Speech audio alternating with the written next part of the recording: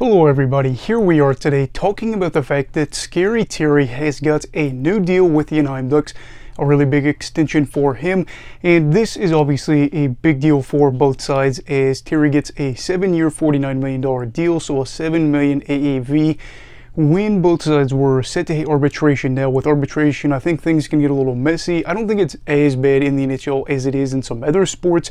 However, Terry basically wanted about $8 million.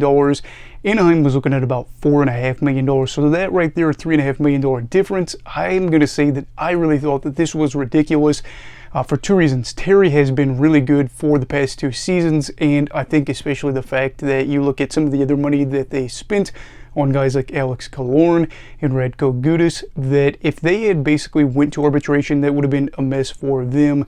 Yeah, you're probably looking at money kind of being met in the middle, whereas here it does kind of go a little bit more towards Terry's direction, $7 million instead of $8, and I think this is going to be good for them because instead of this kind of being a talking point as the season approaches, like the John Gibson trade happening, you now instead get to talk about the fact that you have Terry through the rest of his prime. Right now he's 25, but he's going to be 26 before the season starts, and I don't think that he would be he'd be 33 by the time this deal is done, or he would need a new deal. So this is a big W there in that regard too, because you have a big piece, an offensive piece for your team locked up for the foreseeable future.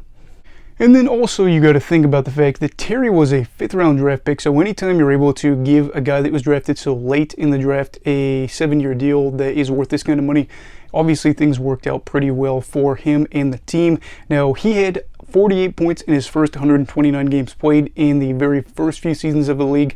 He played, about 30-40 games for 3 years, had like 2 games that he played his rookie debut that season. Nothing terrible. He didn't get a lot of minutes, 13 and a half, 14 minutes a night. The past 2 years though, boy has he lit it up. He has got 128 points in 145 games played. One of those aspects being a 37-goal season, not this season but the season before last, and this is just incredible for him and the team if they're able to get that. Now he did regress in the sense where he dropped down to 23 goals, but again, if you're a player that has a shooting percentage of 19%, that would just be insane to be able to keep that up. That's up there with some of the best in the league. And while I do really like the offensive aspect of Terry's game, to shoot nearly 20%, basically 1 out of 5 times you get shots to go, and have one go in the back of the net would be crazy. However, if we are looking at this kind of being his prime, where he is a 30 to 35, maybe even 40 goal scorer, that is going to be incredible for them.